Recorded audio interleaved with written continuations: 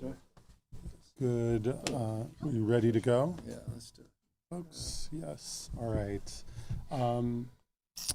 Privileged to be here talking about California's emergency hemp regulations. Just want to start by saying I think on display this week has been leadership by the governor. The legislative process didn't move forward on getting us something that provided safety to Californians, especially our young people. As a pediatrician, father of four, somebody who's taken very seriously advancing the health of young people, what happened this week in California is really important. The governor, through his leadership, his push on his staff, brought together folks who don't always come together, not because we don't want to, but because we're not asked to. And this week we were asked to do it. And what you're going to hear about today, I think, is the culmination of that. People stepping up, saying we can do this quickly, put out regulations, get them through the process. I'll tell you a little bit more about what they are in a moment. And then we're going to take it to the next level and make sure enforcement is out there so that young people in particular are protected. So what are we here to talk about? Really four things before I turn it to the governor, that these regulations released by CDPH that go through a fairly short but rigorous tried and true process with the Office of Administrative Law. And the first thing it does is clearly state that hemp in food and beverage products must have undetectable levels of THC per serving. Yes, undetectable levels. Yes, labs that test these products can determine that they're undetectable. And that is per serving. What defines a serving? There's widely held standards to what a serving is, and those serving standards for every other food and beverage are going to hold here. Second thing, any sale of product cannot have more than 5 servings. We're not going to allow big quantities of something that per serving might be minimal, but large quantities could be toxic and problematic, especially for young people. Number 3, recognizing that earlier legislation in 2021 led us to just really look at 4 specific cannabinoids. CDPH, determining based on science, has added another 30 that go into that undetectable sense. So we are not just saying same old cannabinoids. We need to look more deeply and make sure that we're looking at everything that today we know can be toxic to Californians, in particular young people. And then lastly, that just like so many other products that we know can affect differently the growing mind and body, having an age standard. 21 and under, no dice. No way to sell these. You will be held accountable by the folks behind me if that is what happens. So again, before I turn it to the governor, grateful for your leadership this week in getting us here.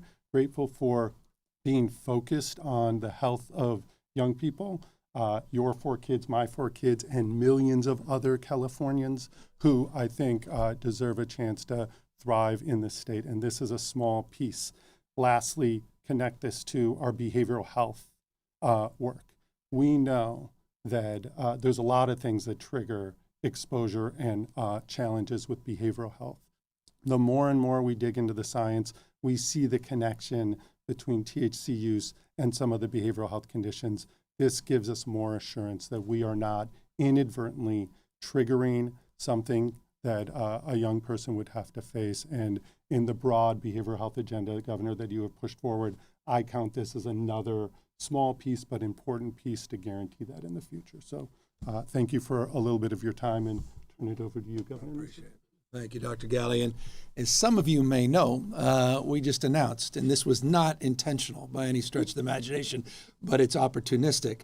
Dr. Galley, after 6 extraordinary years, has decided to focus a little bit more on himself and his kids than on 40 million Americans that happen to reside here in the state of California. And so we just announced a transition with Dr. Galley. And so it's my opportunity to celebrate and venerate what I think has been the most transformative leader in the health space in the United States of America in the last 6 years. And we have the receipts to back that up.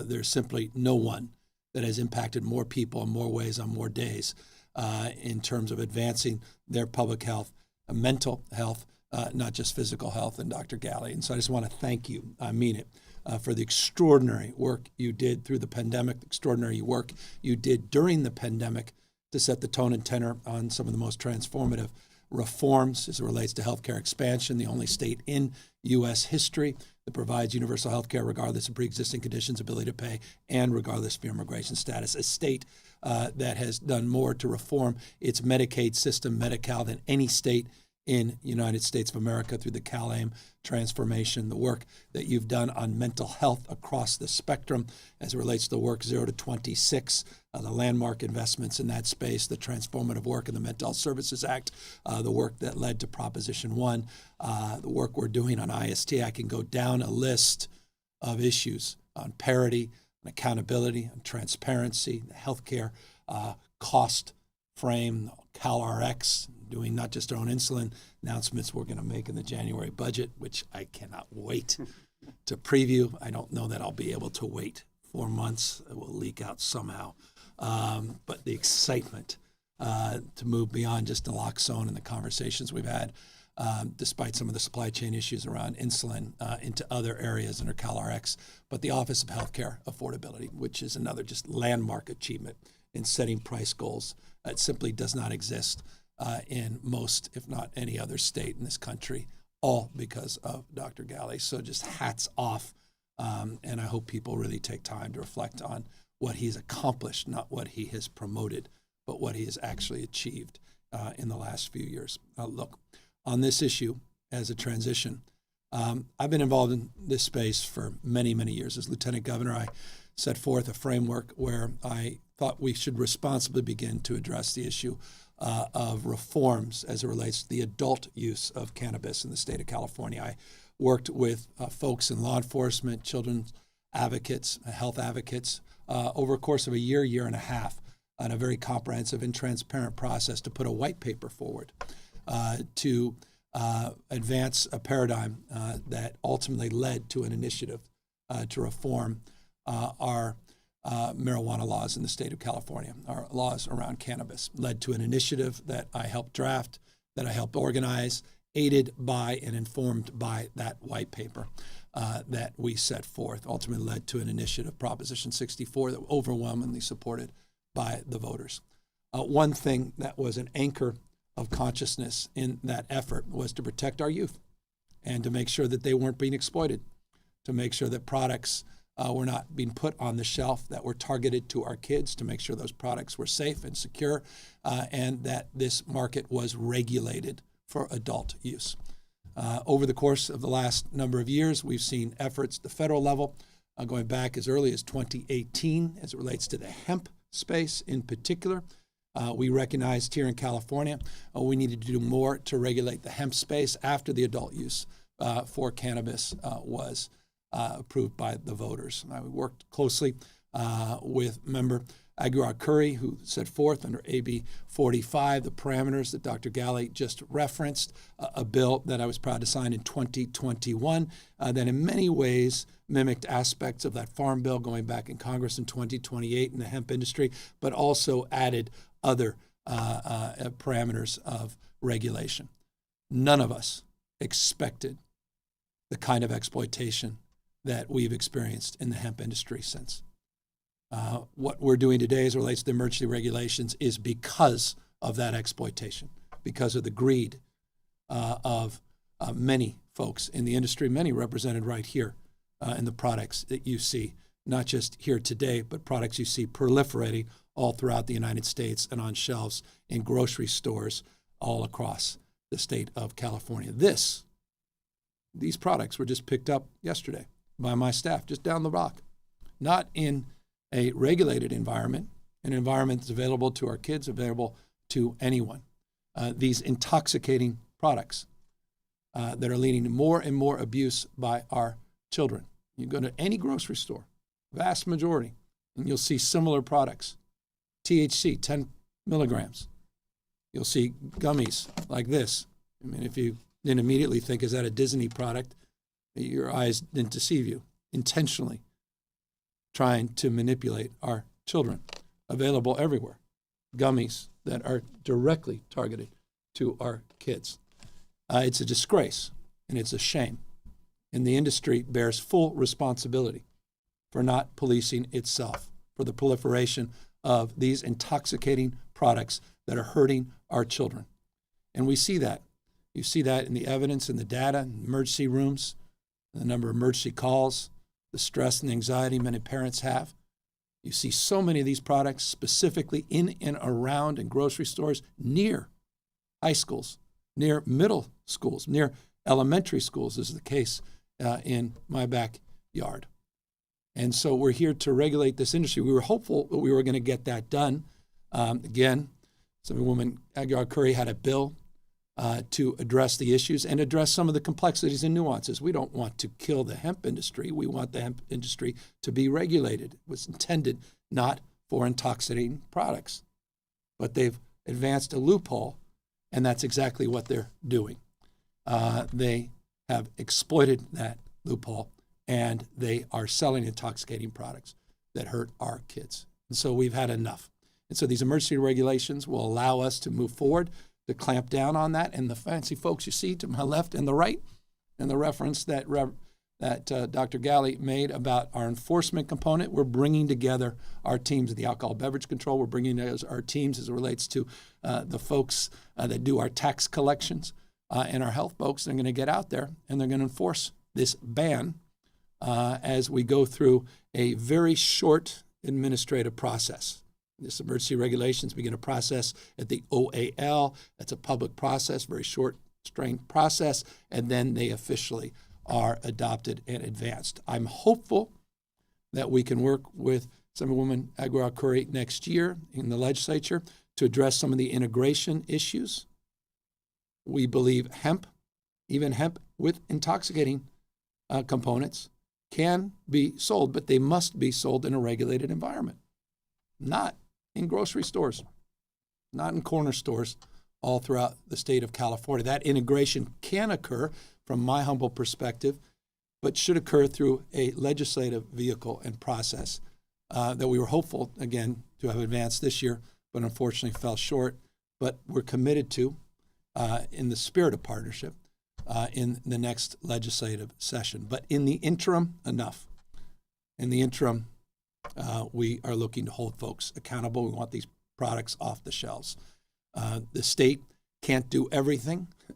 We are hopeful that parents start to pay a little more attention. Many have, I assure you, including this one, to the sparkling waters that sit there right next to your sparkling water bubblies that our kids are purchasing right after school. Kids are purchasing right after school without even knowing or realizing.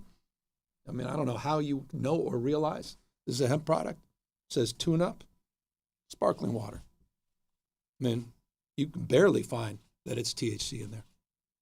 It's a disgrace. And these gummy bears, sitting right there with all the other candies and everything else. So send a kid to an emergency room. It's a disgrace. So we want this regulated. We want these products off the shelf. We want the retailers, the grocers, to get them off themselves today. They don't need to wait for these folks to show up. And we want parents that see something like this to walk right up to the cashier and say, what the hell do you have this on your shelves for? What are you promoting? You know, get this off the shelf. We're not coming back to the store. So forgive me, this, as I said, often it's the case. I think for any of us that are parents, 4 kids, Dr. Galley references 4 kids, get a little intense about this because my kids, ironically, I think it was 11 or 12-year-old son has said, hey, Dad, I think that you guys should check out, we got some older friends of mine are saying they're buying some stuff they shouldn't be, and they were telling everybody. I said, what are you talking about? And then we'll go down to the grocery store that I get my coffee, and I look on the shelves, and all these products are there, literally mixed in with their LaCroix and everything else. And that sort of led to sort of a renewed vigor on this. Not that I needed that personal expression of concern. That concern had, again, predated even the legislation, going back years and years and years in this space. Final point. As you know, the taxes that are collected under our adult use of cannabis, they go into 3 buckets. One is law enforcement. One comes issues around land use and one substantive bucket is around protecting our kids.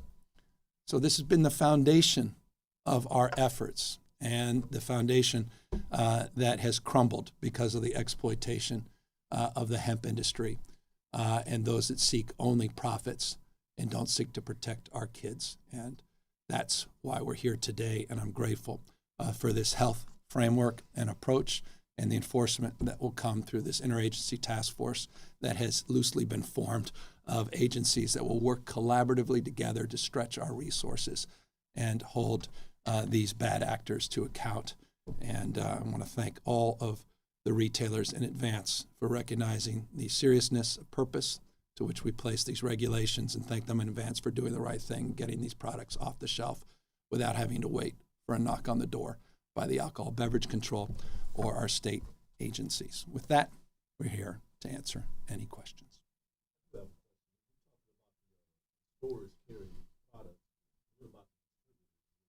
Hold them accountable as well. These are illegal products, and we're going to hold them accountable, not just the retailers accountable for selling illegal products. These products to not be sold in the state of California once these rules and regulations are put into effect. We're happy to work with those product manufacturers, distributors, and others, and representatives to appropriately address their desire to sell products for adults in a regulated environment. That would need to be done through an integrative strategy that can be done through a legislative solution.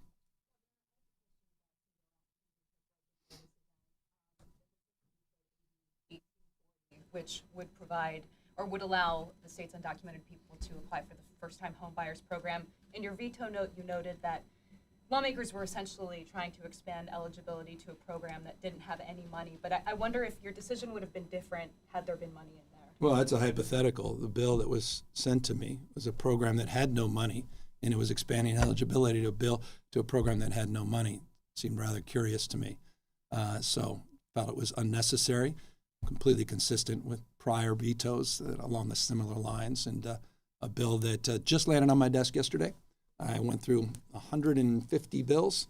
They're all starting to get pressed, and I've got 991 total that I'll be reviewing. Many are not yet on my desk.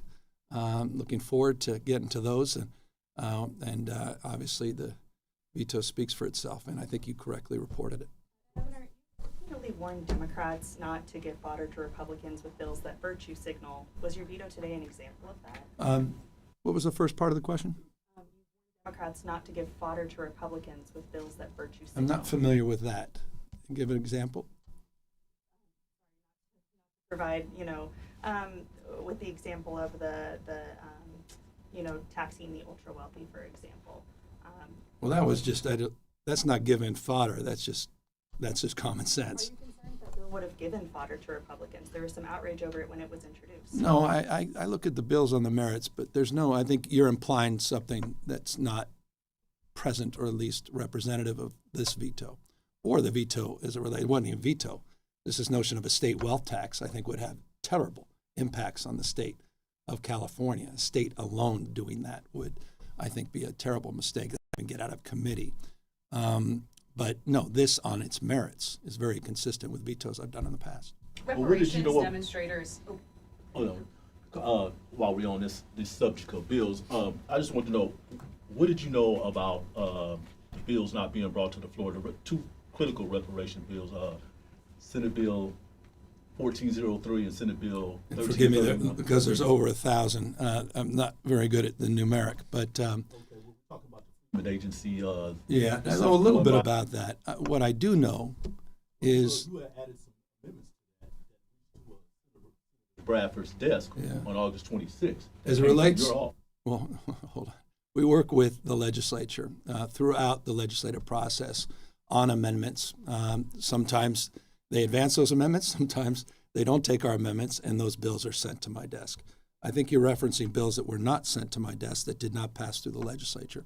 As it relates to the broader issue of reparations, which I appreciate both of you referencing, we work very closely with the Black Caucus on a package of reparations reforms. We met before the legislative session. We met during the legislative session. We worked very collaboratively on amendments. We also worked on bills without amendments. And I think the vast majority of those that we agreed to and worked collaboratively together with the Black Caucus have ended up on my desk. I'll be reviewing them all on the merits, and I want to applaud the head of the Black Caucus, Lori Wilson, who's been spectacular in advancing those bills, their principles, and advancing them in a collaborative spirit. Much under fire about those two critical bills that did not make it to your desk. Well, I have to, those bills, you'll have to ask them, the legislature, why those didn't land on my desk. Did you tell the Black Caucus that you would veto the reparations agency and reparations fund bill? I didn't talk directly to anyone about those two bills. As it relates to the process of how bills are done broadly in the state, there's a collaborative process. People ask our opinions. Are there concerns? Issues that have dollar figures are consistently marked, consistently. If it wasn't done in the budget, that's going to be a challenge. There's always exceptions to that, but that's going to be a challenge. And that was a process that unfolded over the course, as I said, of months, particularly as it relates to the reparations package, in partnership with the Black Caucus. And there was no daylight with Lori Wilson and the Black Caucus as it relates to the work that we did collaboratively together. And let me just, on a personal note, and forgive me about this, she did not deserve to be attacked like she was attacked. Members of the Black Caucus did not deserve to be attacked and their integrity impugned. That was disgraceful. There were members of that Black Caucus that are owed an apology for being treated the way they were treated, to be doxxed, to be personally maligned and attacked. So forgive me for expressing that. Great respect and admiration for the leadership of the Black Caucus and members of the Black Caucus. I have a question about a bill on your desk that would ban cell phones in schools. Yes, as you know, I'm a strong advocate, though I have not read the details of any final amendments. If you have, maybe you can offer your advice and counsel, but I haven't reviewed those details. I'm wondering if, given the latest school shooting, if there's like a new reconsideration. I know school No. shootings are not new, but there are parents who are saying they see these text messages from kids who think they're saying goodbye in a text. Yeah. No, I think that's weighted in the consideration, and the consideration being this. My understanding of the bill, at least my hope and expectation as it relates to the work we've done together, is there's a process that's going to unfold, and there'll be all kinds of considerations. I'd hate to see another school shooting be the reason that we bring TVs into the classroom and that disrupt our children's education, because in essence, that's what a cell phone is equivalent to, bringing a TV into the classroom and disrupting the ability to get quality academic time. As it relates to the issues of security, I don't know that that should be on the basis of an individual student's role and responsibility. I think that should be more broadly the schools and the school districts. As it relates to the issue of school shootings, I would hope that we would have leaders that would not assign them as fate and claim, well, there's just a fact of life, whether we like it or not, just a fact of life, and roll over. The statements from the former President of the United States, Donald Trump, and Senator Vance were disappointing and unsurprising. They've done nothing to advance the cause of safety in our schools, nothing whatsoever. They've done nothing to address the issue of gun violence in this country. They will do nothing, God forbid, if they're in the White House. Number one killer of our children is guns, and they will do nothing to address the number one killer of our children. But the issue of cell phones, I think, is much broader and richer and deeper. And there's a process, as you know, with the implementation date, my understanding of that bill, that will give us time to process and to address concerns that many would have around the how. And it's much broader than that one concern about access to the phone in case of emergency, a lot of other issues around securing the item, around exemptions as it relates to those that would be banned that may have unique health or medical needs or have particular concerns that may be expressed by parents that would address their health and safety on an individual basis. All of that will be part of that process. Question about the special session and just McGuire and Rivas and this dynamic between the two. I know you're out of it. This is not your bag, but just, I know McGuire basically told the LA Times that he won't come back until the assembly has the votes for your proposal. He has repeatedly stated that he knows how to whip votes, and then, Rivas said he needed more time. there's obvious clear friction between these two. Do you find it unproductive for what you're trying to accomplish, and any other thoughts on what's playing out in the Well, what's legislature? unproductive is that for years and years, we've been fleeced. You've been fleeced. Every single person watching, every single one of you that goes to the gas station, by the oil companies. What's unproductive is they continue to spew their lies, and they continue to obfuscate and work against common sense solutions to protect consumers. What's unproductive is that you've got legislative leaders introducing bills to eliminate $7 billion of investment in roads and bridges and repairs in this state. And so I'm very grateful to both leaders in the Assembly and the Senate for their commitment to get something done, to rein in the greed of these oil companies. I'm grateful that that process has begun. I'm grateful that there's earnestness in that process. I'm grateful they have authors, committees set up, and I'm grateful that the President of the Senate, Pro Tem, made those statements of his support and commitment once the Assembly process is advanced. I know that on the topic of the special session, important as this issue may be, this is not the last or the first time you all have dealt with this kind of last-minute push. I mean, what do you say to lawmakers who feel that you've worn out your relationship with the legislature in these last-minute pushes? What's the last minute push? This last-minute push towards the end of session, there was also the issue with the trying to get the alternative ballot measure to Prop Last minute 36. push, this was this has been discussed since 2000. And in January, the issue is a familiar issue. In fact, not only a familiar issue, you may recall a particular Assembly member during the special session on price gouging said we should move quickly to incorporate the components of what this special session includes. Then we felt we needed to get the information first to quantify the scope of the consideration. In January, the CEC, the new head of our put out more details. We worked very closely with the Speaker and the Pro Tem over the course of many, many months on this proposal. As you know, the Pro Tem was very confident he had the votes. There were some concerns around timing as it relates to a myriad of other issues. I think perhaps in the space you were implying, but that's above my pay grade, and that's for them to decide, because that's, but I say with love and respect, I don't focus on that as much as you do. That said, for whatever reason, they felt that they needed a little extra time.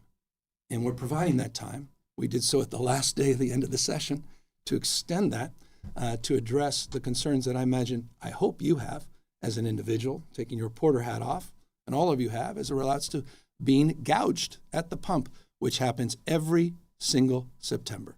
$2.61 above the national average on October 4th, 2022.